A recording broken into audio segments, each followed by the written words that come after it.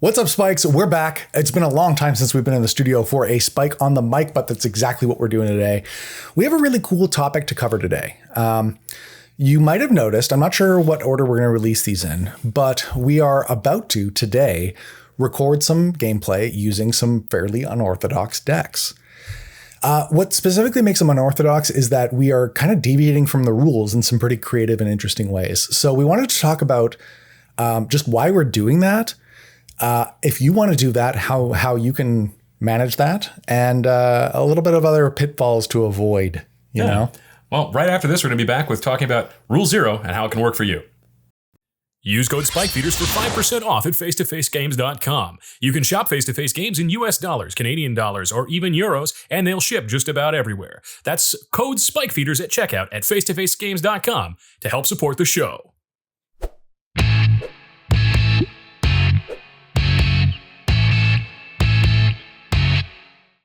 I wanted to start with a little bit of a back and forth on why we do this and why it might be interesting or fun to deviate from the rules. So when we talk about Rule Zero, first of all, it's a foundation. Rule Zero is one of the Commander rules. It's not in the comprehensive rules, but it is in the rules on the Commander website, mtgcommander.net. And Rule Zero is kind of a localization, if you will, of Session Zero from Dungeons and Dragons. If you're familiar with tabletop, that's kind of like an orientation session where you kind of feel out the group and make sure that it's going to be a good fit. Because some people might want to play hack and slash campaigns, and some people might want to play, lots of political intrigue or talk your way out of problems instead of slash your way out of problems, right? So Rule Zero is that, but for Commander, where everybody sits down and talks about the game that they want to play, whether you want to go, balls to the wall competitive, or whether you want to kind of explore Lorwyn lore or something like that. That's essentially what it is. I'll put it up on the screen right now. I don't have it in front of me, so I'm not going to read it out, but that's essentially what it is. Right. It's also the idea of custom fitting the rules that do exist to the rules that you actually want to play. Especially in something like Dungeons and Dragons, I don't know too many DMs that play 100% by the book, by the rules every time. It's much more about finding the pieces that work for you and adjusting to make everything fit. Yeah, you might have heard of Rule of Cool. Yeah. In D&D is a big thing where, if it's cool, but it doesn't quite fit within the rules, you might do it anyway because it's going to make for a more memorable night. Now, Rule Zero isn't going to be for every single environment, okay? When you're playing Rule Zero deviations from Commander, it's often something that you want to do with your friends, people that you already play Magic with on a regular basis. Just because it's easier to have a conversation with them. It's not always going to work out in an environment where you don't know the people you're playing against, like Wednesday Night Commander at your LGS or at a Command Fest or something like that. Although it can be. I've had a lot of success with that. Granted, my experience might not be typical of everybody else's experiences at a Command Fest, but I've had a lot of luck. People seem to really like the decks that I'm bringing to the table that don't quite fit within the rules. Exactly. Especially if you're going to try and deviate from something, it needs to be done with some sort of intent behind it. You need to be bringing something to the table for people to latch onto. And obviously, that's going to be a lot easier with your friends who know a little bit more about you. Yeah. And trust you. Exactly. Right? Yeah. They have to be able to trust you. When you only get in one game with strangers at an LGS, it can be kind of tough because if somebody says to you, hey, I'm playing, Mox Emerald in my deck, but it's for a really cool reason, I am going to be pretty skeptical of that because typically Mox Emerald is a power. We're going to get into this later, but Mox Emerald might be a power up for your deck as opposed to a creative exploration of what your deck can do. And so I might not trust that other person because I don't know them. But with your friend group, with the people that you play with regularly, first of all, there's some social consequences for just outright lying to your friends. Mm-hmm. But also, presumably, if they are your friends, you trust them to some degree already. Exactly. And so when we look at the intent behind why you might want to seek an alteration to the base rules of Commander, you might want to start from, why is this going to be fun for me? And that's a great place to start, but it can't be the only place you go to. So, for example, my own deck that I'm going to be running on some of these videos that we're about to put out is a Assemble the Legion deck, which is this enchantment that you're going to see here on screen. Essentially what it does is it spits out progressively higher numbers of soldiers every turn. It's a unique gameplay loop that doesn't really exist anywhere else in the game. I can't find a equivalent in a legal sense. Mm-hmm. And so that's why I want to put that in the command zone. Now, obviously, there's a whole bunch of cards throughout the game that could make that go incredibly powerful. Yeah, like Divine Visitation is a good example, right? Turns them into angels instead of just being little dinky soldiers. And there's also other ways that you could play around with it to make it less powerful. For example, what I've chosen to do is I've chosen to issue all of the creatures that would make this strategy more impactful. Okay. And so what I've done instead is I've used all the non-creature token producing spells, anthems, and other pieces like that to make that deck come together. So you're not playing something like Ogre Battle Driver. That's going to give them haste and +3/+0. Exactly. Don't get me wrong. Is there ways for me to make those creatures big? Absolutely. But they're not all the best pieces. And that speaks to my intent to specifically make this a deck that is comfortable to play at a casual table. Yeah. So I guess what you've done then, if we take a step back there, is you've started with an interaction or a card or something that you really like. And you've taken the concept that Commander provides, which is you get consistent access to a single card in your opening hand and throughout the game, even if it gets removed or dealt with. And you said, rather than having a creature in the command zone, I think it would be really cool if I had my favorite enchantment in the command zone, which happens to be Assemble the Legion for Alex, a very notable Boros mage. And so we said, what if Assemble the Legion was your commander, right?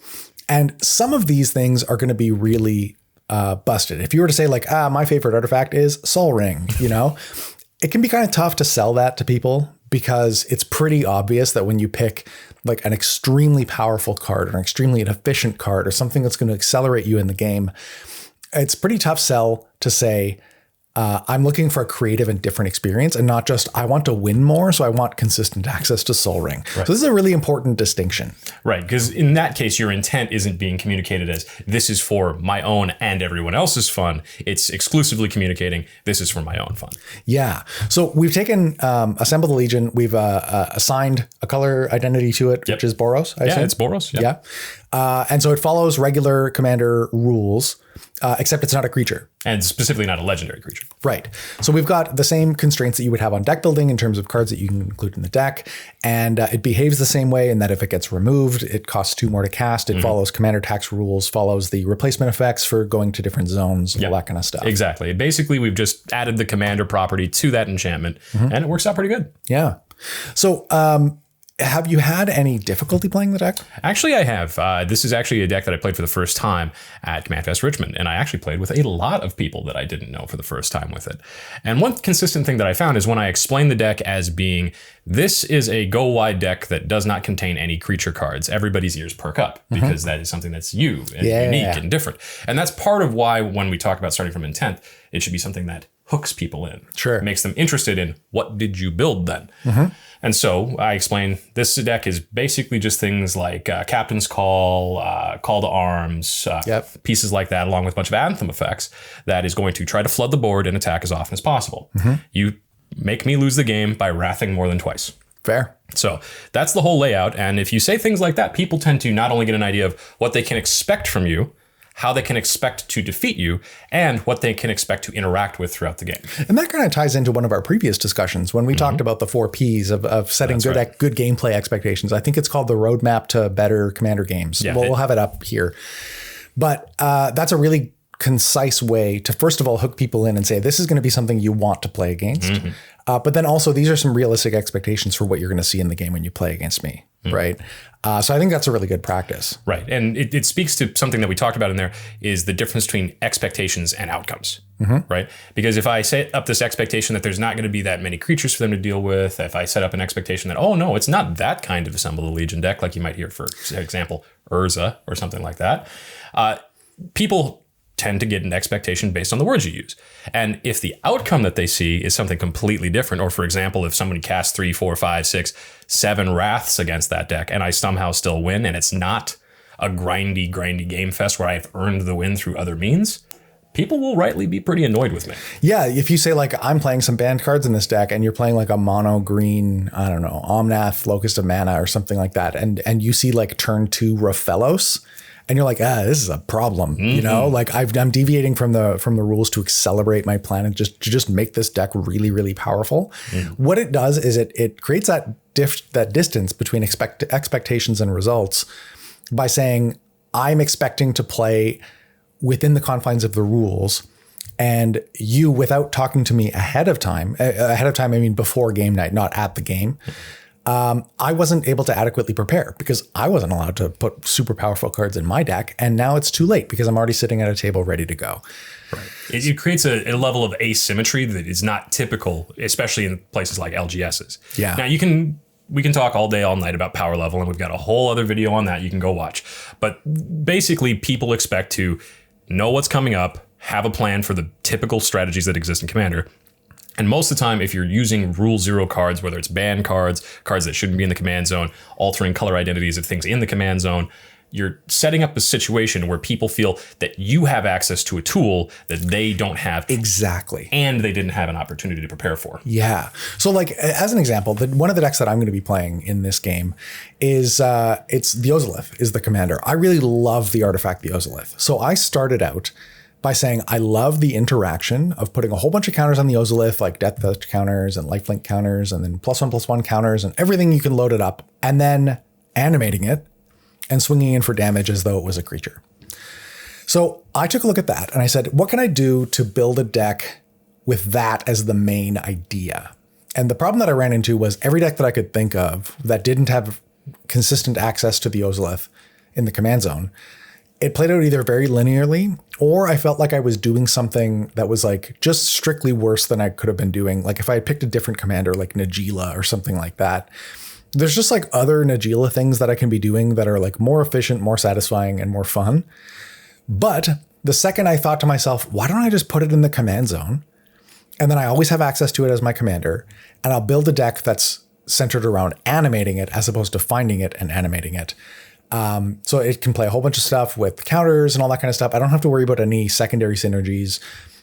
We just play with it in the command zone, and we play it as a Voltron deck. Again, when I introduce the deck, I say this is an Ozolith deck. This is a Voltron deck. I'm going to be swinging in with the Ozolith for damage. It behaves just as normal commander rules, but it's a it's a non-creature artifact until I animate it, and then it'll be a problem. Absolutely. And so what you've done there is you've set it up to overcome some of the objections people might have to playing against a deck like that. You've restricted yourself in some ways, so you're not just playing Sol Ring with 5-color identity in the command zone, which honestly, having 4 players play that sounds like a wonderful different format, but it's not the same as using Rule Zero to increase everyone else's fun. Yeah. No, I've actually taken it one step further because I wasn't able to really accomplish anything with a colorless color identity, which the Ozolith would normally have if it was a commander. So I said, you know what? If we're breaking one rule, we might as well break another rule. But how do we do this in the most fair way that's possible? How do we assign the Ozolith an arbitrary color identity that's not strictly intended to increase the power and consistency of the deck? So I looked at the cards that would enable my strategy, which are the animating cards, right? Everything else I can kind of get by without, but the animating cards are what's really important. So stuff like Animate Artifact and Soul Artifact, Tezzeret's Touch.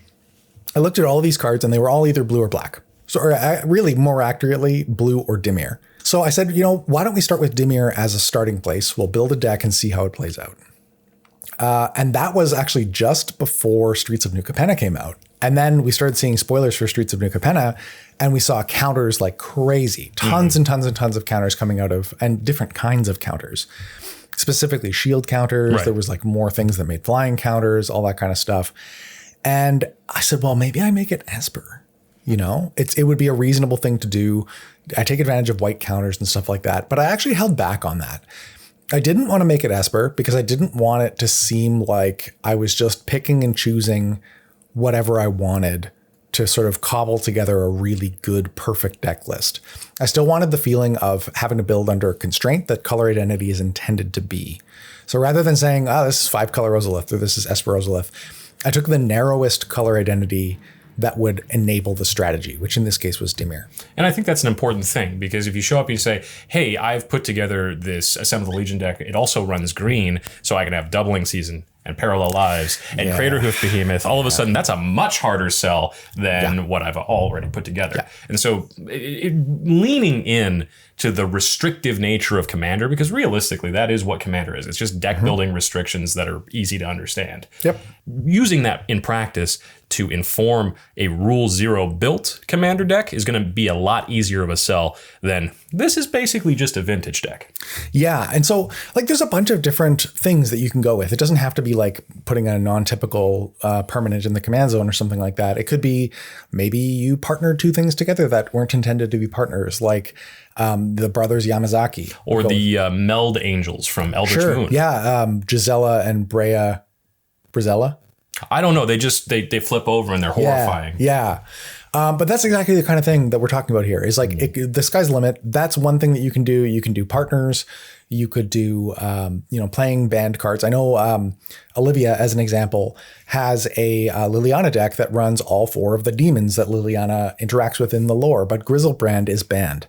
And so she says, I've kind of got this mini game where I like to get out all 4 demons that Liliana interacted with in the lore. And then stuff like, I don't know if she runs it, but like the Chain Veil and like stuff that's important to the story. She's like, but I, have a rule, a constraint that I've placed on myself, which is whenever I get Griselbrand out, I'll kill myself with it.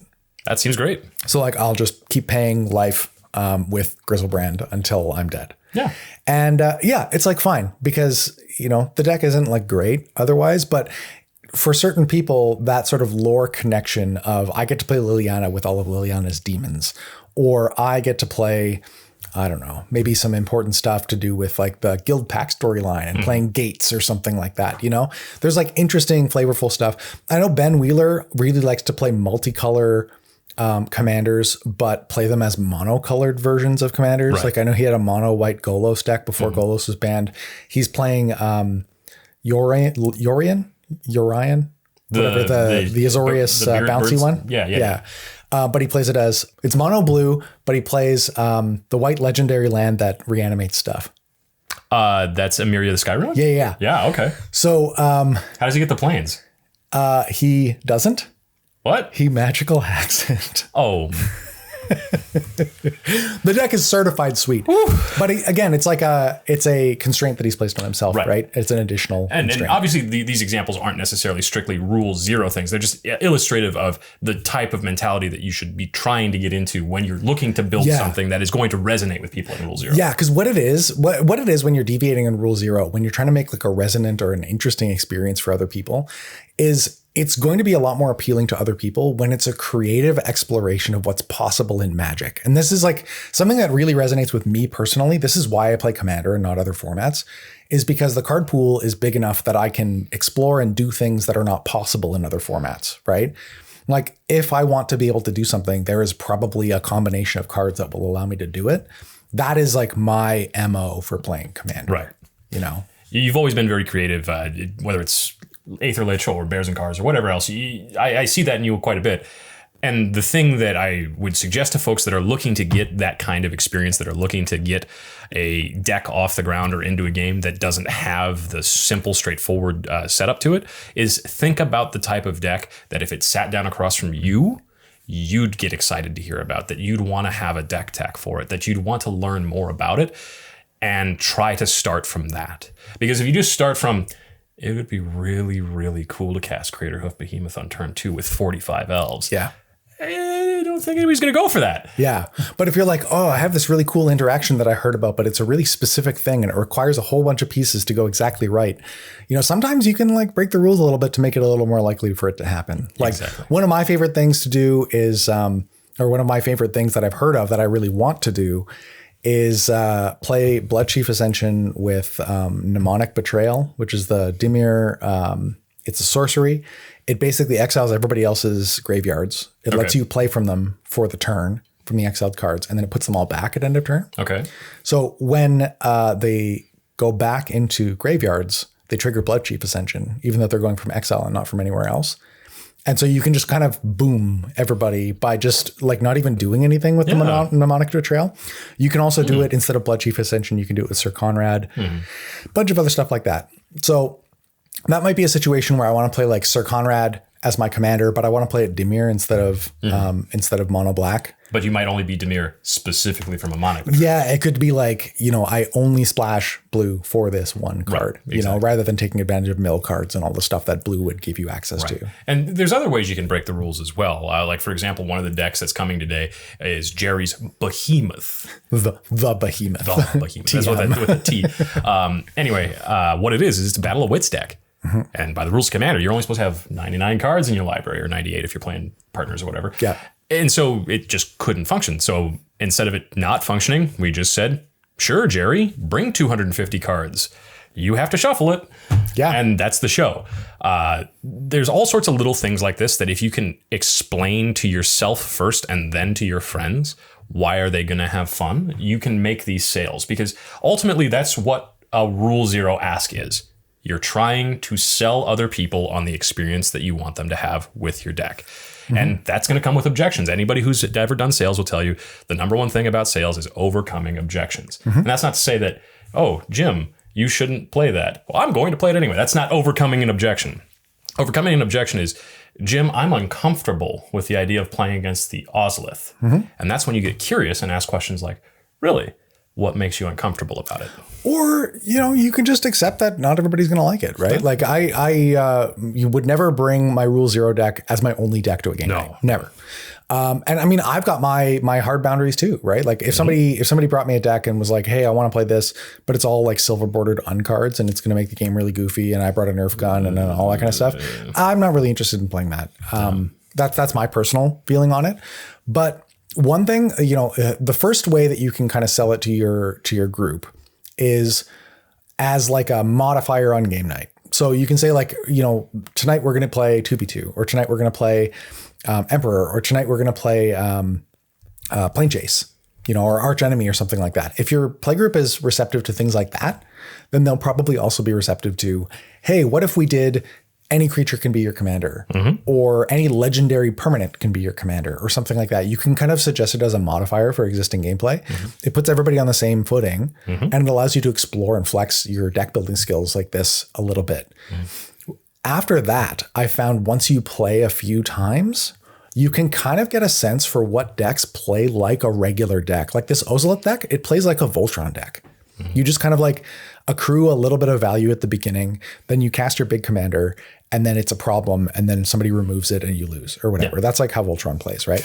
With this, especially the and you lose part. Yeah, with this, like it's kind of the other way around, where you cast your Voltron commander and then you kind of prepare it kind of thing, and then suddenly it springs into existence and it's a 10-10 with trample or whatever. Right. And it just plays like a normal deck, but there just doesn't happen to be a creature in the command zone. Right. So I found after playing it a few times that I'm like, this just feels like a normal deck. It's now an easier sell to other people to play it in officially Rule Zero settings. You know? And just to return again to Command Fest Richmond, when I was playing this deck with random folks, one thing that did come up is people weren't ready to remove enchantments the same way they were ready mm-hmm. to remove legendary creatures. It is genuinely more difficult. And so if you're already breaking the rules, why not break them a little more to make people comfortable?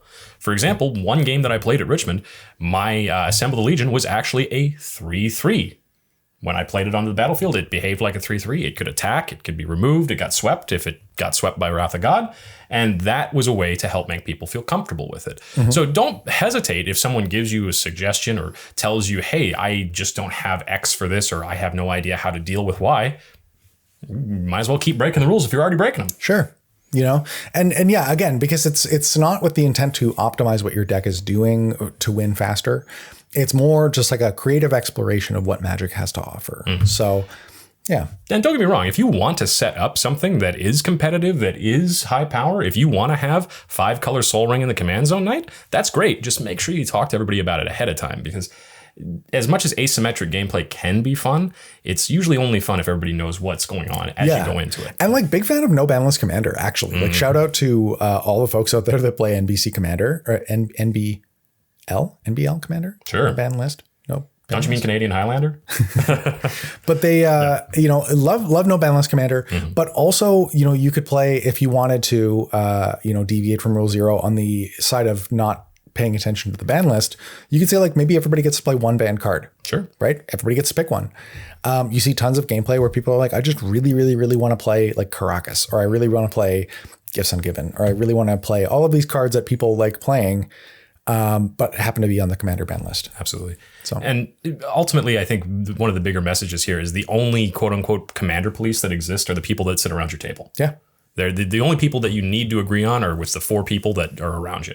Yep. Sheldon isn't going to show up to your house. They don't pay Jim enough to fly anywhere to yell at anybody. It's true. It doesn't come up. So if you're at an LGS, though, obviously try to play by the rules and have another option available.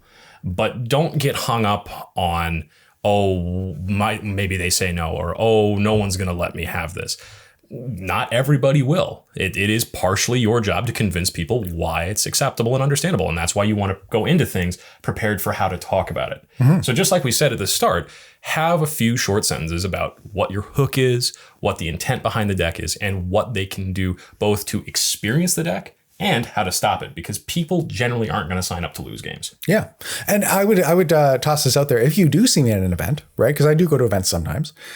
If you do see me at an event and you've got a deck that you've built that kind of fits this description, I want to see it. If you can show me something that I've never seen in Magic before, I will tell stories about that until the end of time. Yeah. Right? Like that is what gives me life in Commander games. If you're able to, I've seen a lot of things in Commander games. If you're able to show me something that I've never seen before, I will be elated. That'll be my highlight of the weekend. Yeah. There's been several times where you've talked about things that happen with like Magical Hack, some Maskwood Nexus plays that you've seen out in the wild. Yeah. And those are the kind of stories that you end up telling for forever. Yeah. Generally speaking, you don't tell and then I crashed Crater Hoof Behemoth. Can you tell I've gotten beat by Crater Hoof Behemoth recently? Anyway.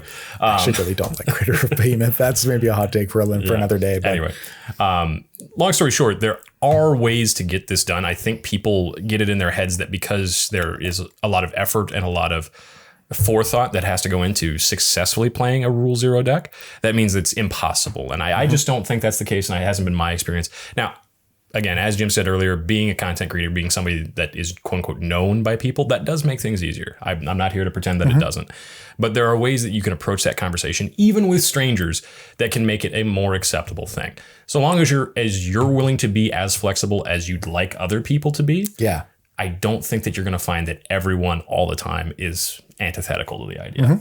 And sometimes if these sorts of things get enough steam, it can actually affect changes in the rules. If enough people start playing a card a certain way, there's some social pressure involved there. Like it's kind of like how they changed the dies trigger for commanders. You used to be, once upon a time, if your commander died, it wouldn't trigger anything that said if this dies or when this is put in the graveyard. It was Child of Alara specifically. It was that a lot of people would play that didn't get what it did. Elenda the Dusk Rose. Yes. People really wanted to play Elenda the Dusk Rose. And that's the kind of thing where, if we were in that environment prior to the rules change, you could just say like, hey, I really want to play Elenda as my commander, but it really doesn't function within the rules of the game. Can we just like pretend that we can like hand wave this, We've got Infinity coming up in the fall. There's going to be a lot of hand waving on stuff like this. You can be like, can we just play it as though it dies when it goes to the command zone? And people will be like, yeah, because I haven't seen it in a Elenda deck because nobody builds it because it doesn't work. Exactly. Right? Because in that case, you're bringing something to the table that people haven't seen before. Yeah. Nowadays, do you even need to ask about that? No, you don't, because it's made it works. a change. Yeah. And so don't get hung up on the people that are going to tell you no, and that's something else they'll tell you in sales. It's not about the no's, it's just about the yeses.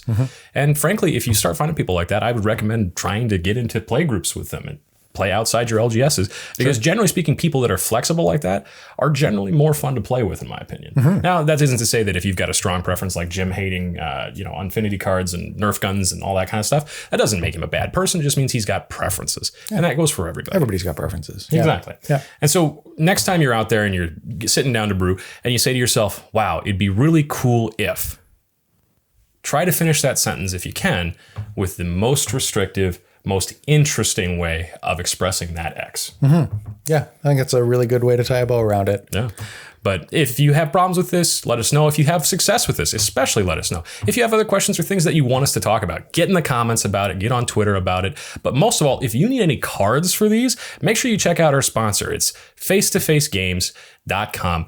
They can ship you anywhere. And if you use code SPIKEFEEDERS at checkout, you can save 5% off on anything you order through them. Check them out. Yeah, make sure you like and subscribe before you head out. We know that some percentage of the of you out there that are watching aren't subscribed, so fix that now. And we'll catch you next time.